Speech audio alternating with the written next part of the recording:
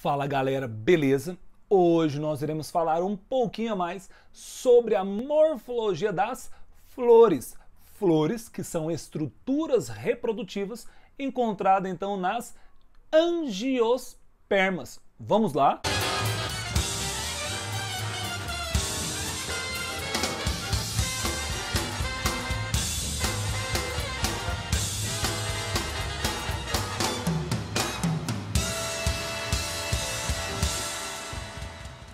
Então, antes de falarmos da morfologia das flores, vale lembrar que as flores são encontradas então nas angiospermas.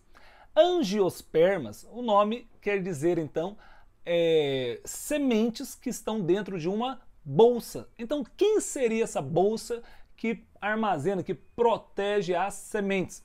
Essa bolsa é o fruto. Então, nas angiospermas nós encontramos tanto as flores, que são as estruturas reprodutivas, então, das angiospermas, quanto o fruto, que originou aí a partir dessas flores, tá? Exemplo de angiospermas, você tem lá o coqueiro, você tem uma bananeira, uma macieira, um pé de jambo, um pé de morango, né? Então você tem aqueles que olhou, tem um frutinho lá, tem a flor, possivelmente ela é então uma angiosperma. Então, ok, vamos ver agora como ocorre essa morfologia das angiospermas. Vamos lá! Então nós temos aqui a representação de uma flor, tá? Possivelmente um hibisco, tá bom? Então o que acontece? Vamos começar a entender a sua morfologia de baixo para cima. Então aqui embaixo nós temos uma estrutura chamada de pedúnculo ou pedicelo. Então alguns livros trazem o nome de pedúnculo, outros livros trazem o nome de pedicelo. Esse pedúnculo ou pedicelo, ele vai terminar nessa região, nessa base aqui, ó, que é o local desse ramo que vai então encaixar os elementos florais, tá? Então, quais seriam esses elementos florais? Então, você tem o elemento floral que produz os espermatozoides, chamado de estame, e a estrutura chamada de carpelo, que vai produzir os óvulos. Então vamos por partes aqui. Primeiro, os estames. Então o estame é esse verticilo, essa estrutura floral, esse verticilo de reprodução, e é a estrutura masculina. Essa estrutura masculina, ou seja, esses estames, aqui a gente está vendo os 6 estames, né? 1, 2, 3, 4, 5, 6. Esses estames, eles são formados então por uma antera, que é uma região que vai produzir os grãos de pólen, tá? Então, por quê? Porque aqui dentro tem os sacos polínicos, tá? Esses sacos polínicos são regiões onde ocorrerá processo de meiose, formando então os grãos de pólen. E essa antera, então, é a região que produz grão de pólen e ela fica soerguida, ela fica elevada por uma estrutura chamada de filete. O filete não passa de um pequeno fio, tá? Então esse filete serve somente para erguer a antera, fazendo com que ela fique numa região superior, facilitando então a dispersão do grão de pólen pelo vento, ou mesmo um animal que aqui chegue, ele encoste mais facilmente na antera e venha levar o grão de pólen para uma ou outra planta da mesma espécie, é óbvio, tá? Então, o conjunto de antera e filete nós damos o nome de estame. O conjunto de estames nós damos o nome de androceu. Androceu, então, são as estruturas masculinas. Tá, então, nesse caso, essa flor ela é monóica, ou seja, ela é hermafrodita. Ela tem tanto os estames, quanto também o carpelo. O carpelo é a estrutura feminina, é a estrutura que vai produzir os óvulos. O carpelo, então, é uma estrutura que é formada tanto pelo estigma, região que vai receber o grão de pólen. O grão de pólen, ao cair aqui, tá? A gente vai ver a respeito da reprodução num próximo vídeo, que é a reprodução das angiospermas. Mas a gente está vendo morfologia, mas vale recordar uma parte simples. O grão de pólen cai aqui no estigma, tá? Ele recebe água e começa a multiplicar as suas células do tubo, que vão formando então o tubo polínico, que vai crescer até chegar no óvulo. E por meio desse tubo polínico desce os gametas masculinos, tá? Que a gente depois vai ver que é os núcleos gaméticos ou espermáticos. Esses gametas masculinos, né, serão levados até os óvulos, tá? Por meio do estilete, tá? Os óvulos eles foram produzidos dentro de uma estrutura chamada de ovário. Quando ocorre então a fecundação desses óvulos, os óvulos fecundados originarão a semente. Então, semente não passam de óvulos que foram fecundados. E esses óvulos, após serem fecundados, eles então liberarão hormônios que farão com que o ovário venha a crescer. E esse ovário, ao crescer, dá origem ao fruto. Ou seja, o fruto não passa de um ovário desenvolvido e as sementes de óvulos que foram fecundados, ok?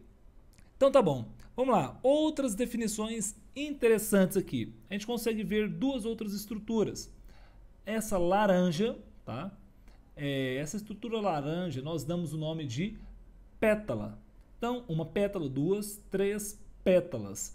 O conjunto dessas pétalas nós damos o nome de corola. Tá? Então, conjunto de pétalas, nós damos o nome de corola. E para que serve essa corola? Primeiro, para as plantas que são coloridas, a corola serve para atrair os polinizadores. Então, a cor é um atrativo para esses polinizadores. E também, claro, ele serve como proteção desses verticilos florais, dessas estruturas florais, ou seja, da antera, ou do estame e do carpelo, tá bom? E aqui embaixo nós conseguimos ver também, parecendo umas pétalazinhas verdes, mas não são pétalas, são denominadas de sépalas.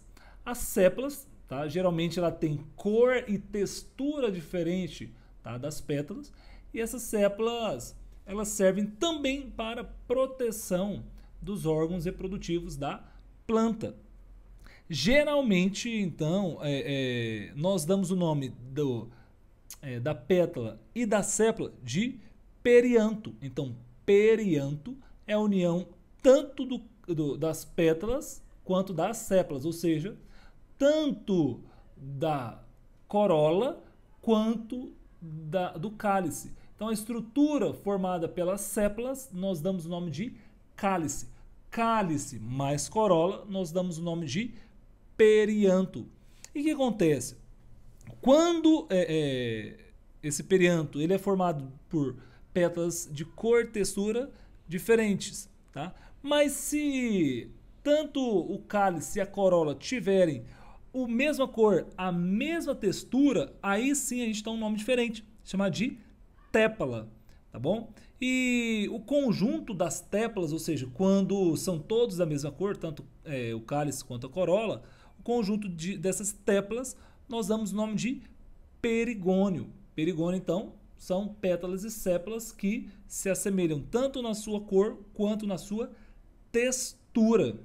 Quando, então, as pétalas e as sépalas são distintas, nós dizemos que essa flor é uma flor heteroclamídea, ou seja, diferente. Agora, se as flores, tá, elas tiverem tépalas, ou seja, elas tiverem as pétalas e as sépalas idênticas, nós chamamos de homoclamídeas. Então, para terminarmos o nosso estudo sobre a morfologia da planta, nada melhor do que falar do diagrama floral, tá? Que é formado aí pelo desenho esquemático de uma flor completa. O que é uma flor completa?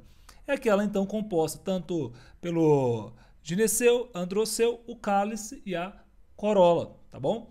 Onde na parte mais externa nós temos o cálice, a parte um pouco mais interna a corola, um pouco mais interna então os estames, formando o gineceu, e aqui a parte um pouco mais interna, formada então pelos pistilos, ou seja, pelos carpelos, tá bom? Então, nós temos 1, 2, 3, 4, 5 sépalas formando esse cálice, 1, 2, 3, 4, 5 pétalas formando essa corola, né? 1, 2, 3, 4, 5 estruturas masculinas, ou seja, 5 estames formando esse androceu.